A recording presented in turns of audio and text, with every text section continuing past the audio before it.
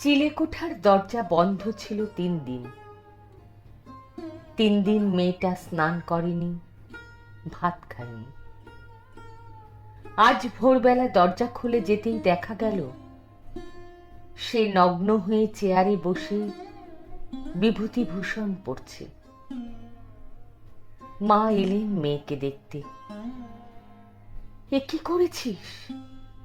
ওঠ, দুটো মুখে দিবি।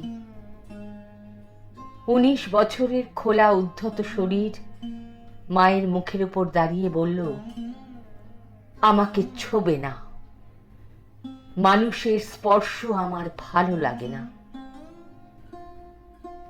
মা নেমে গেলেন নিচে।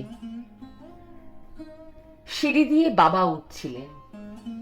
মা বললেন, তুমি যেও না। কেন?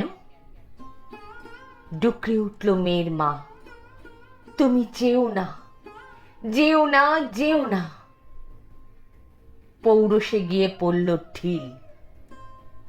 এক চিলতে একটা মেয়ে, তার এত জেদ! দেখি তো। তিনি যা দেখলেন তা তিনি দেখতে চাননি কোনো দিন। যেন এক্ষুনি চোখ পুড়ে যাবে। কিন্তু মেয়েরও যে দুটো চোখ আছে, সে দুটোও পুড়ছে। বাবা হয়েও সেটা তিনি বুঝতে পারলেন না। গর্জে উঠলেন, জামা পরো, তাকাতে পারছি না।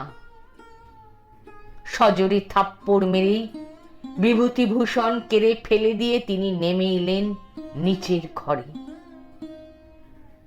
নিচের ঘরে জমজমাট, লোকজন, আত্মীয় স্বজন। ওদিকে কার্নিশের কাছে এসে দাঁড়িয়েছে মেয়েটি,